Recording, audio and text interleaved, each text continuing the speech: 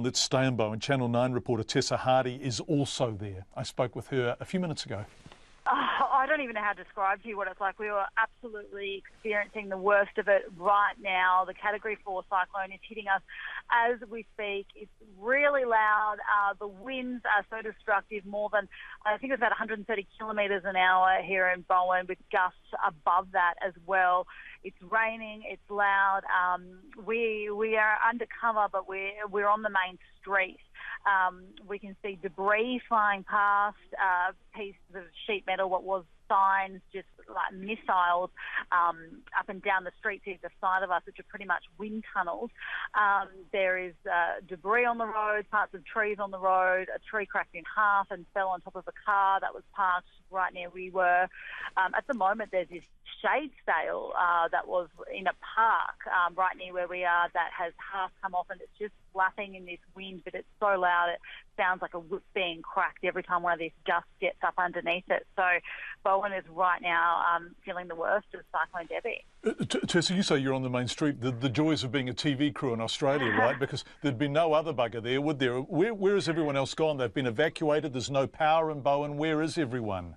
Yeah, well, people are either in their homes, taking shelter. Our motel is like right next to where I am. We're right next to the motel where we're staying.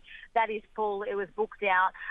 Plenty of people are there. Some people were evacuated from the retirement home close by, and they are next to me a couple of rooms down.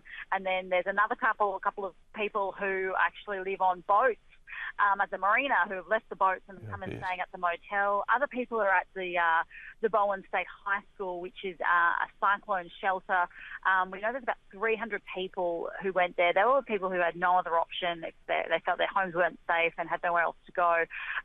They did get locked down about 3 a.m. and they are in there until not only this cyclone threat eases, but then also they have to wait for it to be safe to get the all clear to come out again. So they could be in there for up until tomorrow morning, we're hearing. Gosh, this is serious, isn't it? And it's serious by the standards of North Queensland, which is really used to these weather events. How is it comparing with previous cyclones, Yasi, for example? And is there any sense of the scale of the damage, or is it too soon for that? It's definitely too soon because we can't go anywhere. You cannot drive in this. So we are stuck where we are. So we have to wait for things to clear before we can get on the road and assess the damage. We have heard the local bowls club has had the roof ripped off. That wouldn't surprise me. The gusts have been really, really strong here.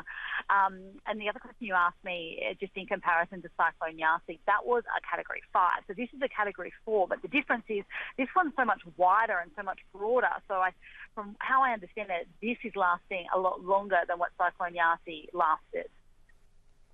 That's Tessa Hardy, who is with Channel 9. She is reporting for the network from Bowen. The fascinating thing about Debbie in relation to Yasi is that Debbie just simply isn't moving on. It is sitting above these communities and just smashing them, whereas Yasi did move relatively fast.